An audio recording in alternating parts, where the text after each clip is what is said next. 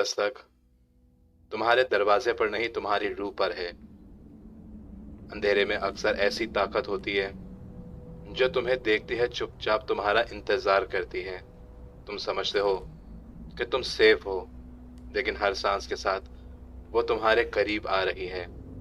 हर कोने में एक साया हिलता है और तुम्हें लगता है कि शायद तुम्हारा ख्याल है, मगर ख्याल कभी इतना कमजोर नहीं होता। जब ये दस्तक सुनाई जाती है तो दरवाजे खुद ब खुद खुल जाते हैं, मगर कुछ दिखाई नहीं देता, क्योंकि ये दस्तक सिर्फ तुम्हारी रूह के लिए है। और एक मर्तबा अगर ये तुम्हारे जिस्म में दाखिल हो जाएं, तो तुम्हें कोई नहीं बचा सकता। मेरा नाम है अहमद अली और आप देख रहे हैं हॉरर स्टोरी टाइम। चैनल पर आने वाले तमाम नए सारिफिन से रिक्वेस्ट करूंगा कि वो हमारी वीडियो को लाइक और चैनल को सब्सक्राइब ज़रूर कीजिएगा, ताकि आने वाली तमाम नए वीडियोस के नोटिफिकेशन आपको बआसानी मौसूल होते रहें। मौजू का आगाज़ करने से पहले आपसे रिक्वेस्ट करूंगा कि एक बार आयतल कुर्सी ज़रूर पढ़िएगा। पाकिस्तान का एक शहर सवात, जो हमेशा अपनी खूबसूरती की वजह से मशहूर रहता है। सवात के एक इलाके में एक काफ़ी मशहूर होटल था, जिसका नाम होटल ग्रैंड प्लेस था, जो बाहर से दिखने में बहुत खूबसूरत, बहुत शानदार लगता था। लेकिन जैसे ही आप उस होटल के अंदर दाखिल हों, वहाँ पे एक अजीब सी बेरौनकी थी। होटल अंदर से काफ़ी पुराना बना हुआ था। लिफ्ट के बटन जो काफ़ी पुराने ज़माने के लगते थे। कारपेट काफ़ी जगहों से घिसा हुआ था। होटल के अंदर जलती हुई रोशनी काफ़ी धीमी थी। वहाँ ऐसा महसूस होता था कि आपके साथ साथ कोई और मखलूक भी रह रही है। इस होटल का एक कमरा जो काफ़ी मशहूर था, कमरा नंबर 411। वहाँ पे आने वाला हर एक गेस्ट उस कमरे के बारे में जानना चाहता था, लेकिन हमेशा स्टाफ एक ही जवाब देता था कि सर वो कमरा अभी रिपेयर हो रहा है। लेकिन होटल के पुराने एम्प्लॉयज़ जानते थे कि सच कुछ और है। उनके चेहरे पे हमेशा एक डर महसूस होता था, जो वो कभी लफ्ज़ों में बयां नहीं कर पाते थे। एक रात करीब 11 साढ़े 11 बजे वहाँ पे एक गेस्ट आया, जिसका नाम इमरान था। उसकी उम्र लगभग 34 साल थी। वो एक कारोबारी आदमी था और वो अक्सर इस होटल में आता रहता था, लेकिन वो हमेशा नशे की हालत में रहता था। एक रात जब वो वहाँ आया तो उस वक़्त वो बहुत नशे में था। वो हर थोड़ी देर के बाद शराब पिए जा रहा था। आकर रिसेप्शन पे खड़ा हुआ और रिसेप्शन पे खड़ा शख्स, जिसका नाम अली था, उसने उससे मुस्कुराकर कहा, गुड इवनिंग सर, आपको आज भी हर बार की तरह एक सिंगल बेडरूम वाला कमरा चाहिए होगा। तभी इमरान ने शराब का घूंट लेते हुए कहा, नहीं, आज मुझे वो कमरा दो जो हमेशा बंद रहता है। अली ने कुछ देर के लिए इमरान की तरफ देखा और मुस्कुराते हुए कहा, सर वहाँ काम चल रहा है, आप कोई दूसरा कमरा ले लें। इमरान ने हंसते हुए कहा, काम? इतना बड़ा होटल और उसका एक कमरा जो सालों से रिपेयर ही नहीं होके दे रहा है। मुझे आज वही कमरा चाहिए। अली ने उसको बहुत समझाया, लेकिन वो नहीं मान रहा था। तभी अली ने अपने मैनेजर को बुलाया, लेकिन इमरान अपनी जिद पे अड़ा हुआ था। मैनेजर ने उसको काफ़ी समझाने के बाद कहा, सर आप दूसरा कमरा ले लें। मैनेजर के काफ़ी समझाने के बाद भी वो नहीं मान रहा था, तो मैनेजर ने कहा, ठीक है सर, अगर आप उसी कमरे में जाना चाहते हैं तो हम आपको वो कमरा दे देते हैं, लेकिन फिर अगर आपके साथ कुछ मसला हो तो हम उसके ज़िम्मेदार नहीं होंगे। इमरान ने मुस्कुराकर कहा, ठीक है। उन्होंने उसका सामान उठाया और उस कमरे की तरफ चले गए। लेकिन जैसे ही उन्होंने उस दरवाजे को खोला तो वो दरवाज़ा काफ़ी जाम था। दरवाज़ा खुलने के बाद कमरे से एक अजीब सी ठंडी हवा का झोंका महसूस हुआ, लेकिन कमरा दिखने में बिल्कुल नॉर्मल लग रहा था। उसमें एक डबल बेड, एक वार्डरोब, एक ड्रेसिंग टेबल और एक अटैच बाथरूम था, लेकिन उस कमरे का टेम्परेचर काफ़ी मुख्तलिफ था। एक अजीब सी स्मेल, जैसे बारिशों के बाद मिट्टी की स्मेल आती है। इमरान ने मुस्कुराते हुए कहा, यह तो बिल्कुल ठीक कमरा है, तुम लोग बिला वजह के ड्रामे करते हो। उसने अपने शूज वगैरह उतारे, बोतल टेबल पर रखी और बेड पर लेट गया और खामोशी से टीवी ऑन करके न्यूज देखने लगा था। सब कुछ नॉर्मल लग रहा था, लेकिन यह सब कुछ सिर्फ कुछ देर के लिए था। रात बढ़ती जा रही थी, घड़ी में 1 बज रहे थे। तभी इमरान की आंख नींद से बंद हो चुकी थी, लेकिन उसी वक्त उसे बाथरूम में से पानी गिरने की आवाज महसूस हुई। उसने जाकर देखा तो वॉशरूम का नल हल्का सा खुला हुआ था। उसने नल को टाइट करके बंद किया और वापस आके बेड पर लेट गया। लेकिन कुछ देर के बाद उसे ऐसी आवाज महसूस हो रही थी कि जैसे कोई उसके कमरे में चल रहा है। और कुछ देर के बाद उसे ऐसा महसूस हुआ कि जैसे कॉरिडोर में कोई चल रहा है। उसने जाके बाहर देखा तो बाहर कोई नहीं था और वो खामोशी से अपने कमरे में वापस आ गया। और उस वक्त ग्राउंड फ्लोर पर सीसीटीवी ऑपरेटर असलम स्क्रीन देख रहा था। उसके सामने होटल के तमाम कमरे थे जो बिल्कुल नॉर्मल लग रहे थे। स्क्रीन नंबर 13 जिसमें रूम नंबर 411 दिख रहा था, उसमें उसने देखा दरवाजा धीरे से खुला।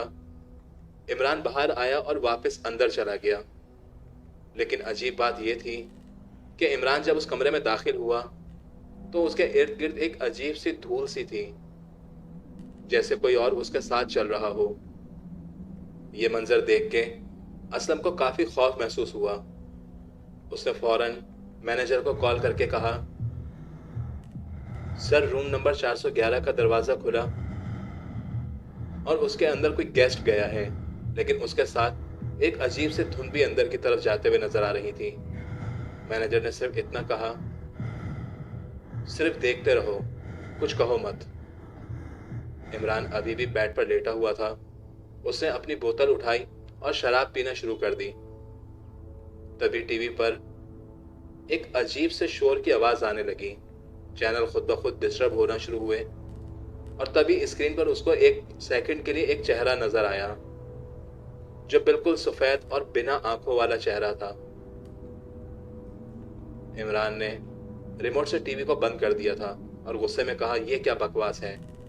जैसे ही उसने टीवी बंद किया, उसे ड्रेसिंग टेबल के आईने में कुछ दिखा, जैसे कोई वहां खड़ा हुआ हो, लेकिन वहां कुछ भी नहीं था।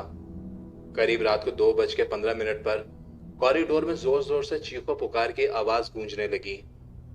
2 गेस्ट अपने अपने कमरों से निकले, बाहर आए तो उन्हें रूम नंबर 411 की तरफ से बहुत जोर जोर से चीखने की आवाजें आ रही थी। उन्होंने होटल के स्टाफ को बुलाया। जैसे ही वो रूम नंबर 411 के पास गए तो वहां एकदम खामोशी हो गई। मैनेजर ने सबको चुप करवाते हुए कहा कि पता नहीं ये आवाज आपको क्यों आ रही है, हमें तो ऐसी कोई आवाज नहीं सुनाई दे रही। और ये सुनकर सब अपने अपने कमरों में चले गए, मगर रिसेप्शनिस्ट अली को पता था कि ये चीखें रूम नंबर 411 से ही आ रही हैं। उसने खामोशी से असलम से पूछा, तुमने कैमरे में कुछ देखा था क्या? असलम ने घबराते हुए कहा, बस वही। दरवाजा बंद हुआ और स्क्रीन ब्लैक हो चुकी थी, लेकिन वो चीखों की आवाज कैमरों में रिकॉर्ड हुई हैं। मैं चलाकर सुनाता हूं। जब उन्होंने वो रिकॉर्डिंग सुनी तो वो चीखों की आवाज जैसे किसी औरत की थी, लेकिन रूम में सिर्फ एक आदमी था। तभी इमरान कमरे के वॉशरूम में गया और वॉशरूम की लाइट ऑन की, मगर उस वक्त लाइट ब्लिंक कर रही थी। पानी के कतरे अभी भी उस नल से गिर रहे थे। तभी उसने वॉशरूम में लगे बेसन से अपना चेहरा धोया। जैसे उसने अपना सर उठाया तो उसे आईने में एक अजीब सा चेहरा नजर आया जो उसे घूर रहा था। और सबसे खौफनाक बात यह थी, वो चेहरा उसे अपने ही चेहरे में नजर आ रहा था। इमरान घबराहट के मारे पीछे हटा, लेकिन फिसलकर जमीन पर गिर गया।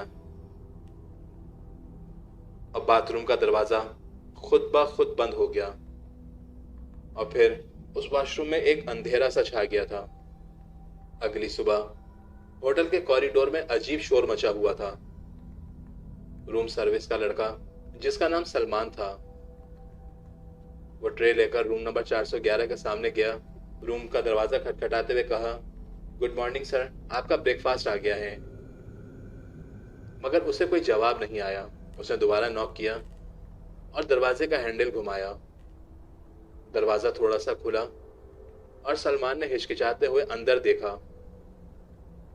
सलमान धीरे धीरे अंदर गया और एकदम उसकी चीख निकल गई। बाथरूम के अंदर इमरान की लाश पड़ी हुई थी। चेहरा पूरा सफेद था, आंखें खुली हुई थी और मुंह से हल्का हल्का खून निकल रहा था।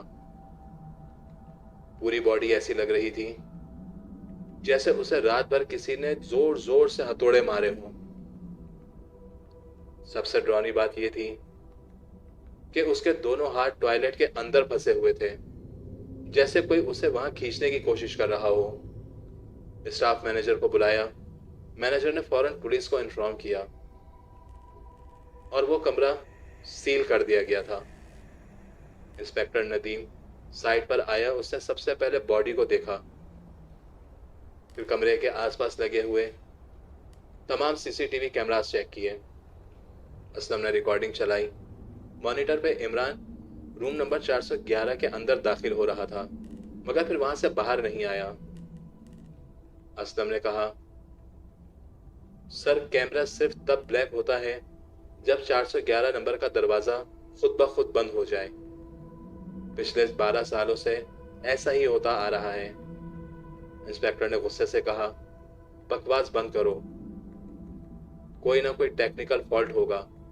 क्या तुम लोगों ने कभी किसी इंजीनियर को दिखाया नहीं?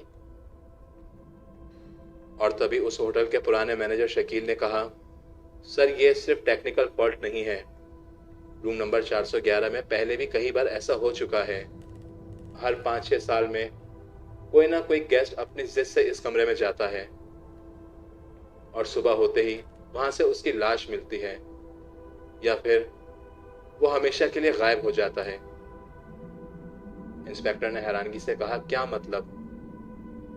तभी शकील ने बताया, 12 साल पहले एक औरत ने यह कमरा बुक किया था।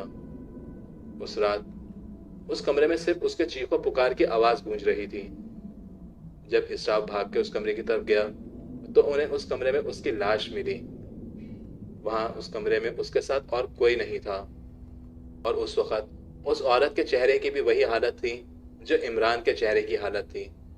और तब से हमने रूम नंबर 411 हमेशा के लिए बंद कर दिया था और स्टाफ को कह दिया था कि बोल दें कि यहाँ पे रिपेयरिंग का काम चल रहा है। उस वक्त इंस्पेक्टर ने उनकी ये बात हंसी में टालने की कोशिश की, लेकिन इमरान की बॉडी और फुटेज देखकर ऐसा लगा कि ये कोई मजाक नहीं है। पुलिस ने इमरान की बॉडी का फोन रिकवर किया। उसमें रात 1:45 पर एक रिकॉर्डिंग मिली जो एक छोटी सी ऑडियो क्लिप थी। जब उसे प्ले किया गया तो एक औरत की चीखों की आवाज सुनाई दे रही थी। साथ साथ ऐसी आवाज आ रही थी जैसे कोई मदद मांग रहा हो, और फिर रिकॉर्डिंग कट हो गई। इंस्पेक्टर ने हैरान होकर कहा, रूम में तो सिर्फ एक आदमी था, फिर ये 2 आवाजें कैसे आ सकती हैं? तभी रिसेप्शनिस्ट अली को वो स्क्रीन के मंजर याद आए। उसने इंस्पेक्टर को सब सच बताया। इमरान किस तरह से जिद कर रहा था और स्टाफ से किस तरह बदतमीजी कर रहा था। इंस्पेक्टर ने गुस्से में कहा, तुम लोगों ने जानबूझकर उसे वहां रुकने दिया और ये एक मर्डर केस है। मैनेजर शकील ने कहा, सर हमने उसे काफी मना किया मगर वो अपनी जिद पे अड़ा रहा। हमने उसे बताया था कि रूम नंबर 411 में जो जाता है वो कभी वापस नहीं आता। असलम ने एक और फुटेज दिखाई जो रात के 2:15 की थी। कॉरिडोर के माइक में कुछ चीखों की आवाज रिकॉर्ड हुई थी। इंस्पेक्टर ने जब वो चीखों की आवाज सुनी तो उसमें कमरे का दरवाजा बंद था, लेकिन वहां से जोर जोर से चीखों पुकार की आवाज आए जा रही थी। इंस्पेक्टर ने स्क्रीन को जूम करने का कहा और उसने एक अजीब चीज नोट की। दरवाजे के नीचे वाली जगह वहां से हल्के हल्के खून की बूंदें टपक रही थी। तभी इन्वेस्टिगेशन के दौरान स्टाफ के एक पुराने मेंबर ने बताया, सर इस कमरे का एक ऐसा राज है जो कोई नहीं जानता। बस एक कहानी चलती है कि 20 साल पहले एक औरत ने अपने शौहर के साथ यहाँ स्टे किया था। सुबह उनका शौहर गायब हो गया था और औरत की लाश बाथरूम से मिली थी। कहते हैं शौहर ने उसे यहाँ मार दिया था और उसकी बॉडी के छोटे छोटे टुकड़े करके फ्लैश करने की कोशिश की थी। तब से उस औरत की रूह रूम नंबर 411 में फंसी हुई है। इंस्पेक्टर ने यह सब सुना और चुप हो गया। उसके पास कोई जवाब नहीं था। इन्वेस्टिगेशन फॉर्मली क्लोज कर दी गई एक्सीडेंटल डेथ के नाम पे। लेकिन इंस्पेक्टर का दिल अभी भी शक में था। उसने डिसाइड किया कि रात को वो खुद वहां जाएगा और चेक करेगा। रात 12 बजे इंस्पेक्टर नदीम एक टॉर्च और एक पिस्तौल लेकर रूम नंबर 411 में दाखिल हुआ। दरवाजा धीमे से बंद हुआ और अंदर वही भारीपन महसूस हो रहा था। और उसने वो कैफियत एक डायरी में लिखने की कोशिश की, लेकिन वहां एक अजीब सी ठंडी हवा चलना शुरू हो गई। कमरे का टीवी खुद ब खुद ऑन हो गया और कुछ देर के लिए उस पर वही चेहरा और चीखों की आवाज सुनाई दे रही थी। और कुछ देर के बाद उसे बाथरूम से पानी गिरने की आवाज सुनाई दे रही थी। उसने हिम्मत करके बाथरूम का दरवाजा खोला। बाथरूम का अंदर से मंजर ऐसा था कि जैसे कोई अभी नहा के निकला हो। बाथरूम में लगा हुआ शीशा जैसे उस पर धूल जमी हुई थी। नदीम ने शीशे को अपने हाथ से साफ किया तो उसी वक्त उसे शीशे के रिफ्लेक्शन में एक औरत खड़ी हुई नजर आई, जिसका चेहरा काफी जख्मी था और पूरे चेहरे पर उसके बाल ढके हुए थे। नदीम ने पलटकर पीछे देखा तो बाथरूम खाली था, लेकिन शीशे में वो औरत और नजदीक आने लगी। उसने डर के मारे पिस्तौल उठाई और गोली चला दी, लेकिन गोली शीशे से टकराकर उसके अपने कंधे में वापस लग गई और वो वहीं जमीन पर गिर गया। और तब उसने देखा कि शीशे के अंदर से उसी औरत का हाथ बाहर आ रहा है और वो धीरे धीरे उसके पांव को पकड़ के अपनी तरफ खींचने लगी। नदीम खौफ के मारे चिल्लाए जा रहा था कि बचाओ बचाओ। लेकिन अगली सुबह स्टाफ ने जब रूम नंबर 411 का दरवाजा खोला तो कमरा खाली था और उसका जिस्म वहीं बाथरूम में पड़ा हुआ था। और उस वक्त इंस्पेक्टर की डायरी में एक लाइन लिखी हुई थी, ये कमरा रिपेयर के लिए बंद नहीं है, ये किसी को कैद करने के लिए बंद है। कुछ महीनों बाद वहां एक और गेस्ट आया जो एक जर्नलिस्ट था। उसने रिसेप्शन पर आकर जिद करना शुरू की कि मुझे रूम नंबर 411 ही चाहिए। पहले उन्होंने काफी मना किया कि सर वहां रिपेयरिंग का काम चल रहा है। तभी उसने कहा कि झूठ मत बोलो, मुझे बस वही कमरा चाहिए। उसकी आंखों में एक अजीब सा गुस्सा था। तभी रिसेप्शनिस्ट ने मजबूर होकर उसकी बात मान ली और उसे वो कमरा दे दिया। फरहान ने उस कमरे में अपने कैमरे का सेटअप लगाया और एक कॉर्नर में रख दिया। रिकॉर्डर का बटन ऑन किया और डायरी निकालकर अपने नोट्स लिखना शुरू किए। करीब रात को 12:15 पर उस कमरे में एक अजीब सी ठंडक महसूस होने लगी। फिर रात के 1:15 पर बाथरूम का बल्ब अपने आप खुलने और बंद होने लगा था। कैमरे ने सब रिकॉर्ड किया। फरहान ने टॉर्च उठाई और बाथरूम की तरफ गया। दरवाजा धीरे से खोला तो अंदर सिर्फ धुंध ही धुंध थी, जैसे किसी गर्म पानी से भाप निकल रही हो। और तभी फरहान को ऐसा महसूस हुआ कि जैसे कोई उसके पीछे खड़ा हुआ है। लेकिन जब उसने पलट के देखा तो वहां कोई नहीं था। और फिर कुछ देर के बाद उसे बाथरूम में लगे मिरर में एक अजीब से मूवमेंट महसूस हुई। उसने जैसे वहां जाके देखा तो उसे वही औरत नजर आई। अगले दिन सुबह स्टाफ ने कमरा खोला तो फरहान गायब था, लेकिन इस बार उन्हें एक चीज मिली, उसका कैमरा और डायरी। कैमरे के जब फुटेज चलाए गए तो वीडियो में फरहान बाथरूम के शीशे के सामने खड़ा हुआ था। उसने कहा, मैं इस रिफ्लेक्शन को क्लियरली देखना चाहता हूं, क्या तुम अपना चेहरा दिखाओगी? उसके बाद सिर्फ आवाज रिकॉर्ड हुई, ड्रॉनी, चीखने की, जैसे कोई किसी को जोर जोर से पानी में डुबा रहा हो। और फिर वो कैमरा जमीन पर गिर गया। डायरी में लिखा हुआ था, वो मुझे खींच रही है। बाथरूम के अंदर एक शीशा लगा हुआ है जिसमें कुछ रूहें कैद हैं। यहां सब समझते हैं कि इधर सिर्फ एक औरत की रूह है। दर हकीकतन इस शीशे के अंदर पूरा एक खानदान आबाद है। 2 साल बाद एक प्रॉपर्टी डीलर ने डिसाइड किया कि वो ये होटल तोड़ के एक शॉपिंग मॉल बनाएगा। वर्कर बिल्डोजर लेकर आए। सब कुछ नॉर्मल था जब तक बिल्डोजर रूम नंबर 411 के सामने नहीं आया। लेकिन जैसे ही उस कमरे का दरवाजा तोड़ने की कोशिश की तो एक अजीब सी चीखने की आवाज आई और खौफ के मारे वो वर्कर वहां से भाग गए। तब से उस होटल को दोबारा कभी किसी ने हाथ नहीं लगाया। आज भी सवात के उस कोने में एक पुरानी इमारत खड़ी हुई है जिसका एक कमरा हमेशा से लॉक है, रूम नंबर 411। बहुत सी ऐसी जगहें मौजूद हैं और बहुत से ऐसे मकामात मौजूद हैं जहां पे इन चीजों का बसेरा है। हम उन चीजों को मजाक समझते हैं और उनके मामलात में दखल अंदाजी करते हैं। मेरी आप सबसे रिक्वेस्ट है कि जहां पर भी आप कोई ऐसी कैफियत महसूस करें उस जगह से दूर रहा करें। आपकी एक गलती आपकी जिंदगी बर्बाद कर देती है। उम्मीद करता हूँ आपको आज की ये कहानी पसंद आई होगी। मजीद ऐसे इंटरेस्टिंग स्टोरीज से जुड़े रहने के लिए हमारी वीडियो को लाइक और चैनल को सब्सक्राइब जरूर कीजिएगा और हमें कमेंट करके जरूर बताइएगा कि आप किस मुल्क, किस शहर और किस इलाके से हमारे वीडियो देख रहे हैं। इंशाल्लाह जल्द आपसे मुलाकात होगी एक नई स्टोरी के साथ। तब तक के लिए अपना बहुत ख्याल रखिएगा। अल्लाह हाफिज।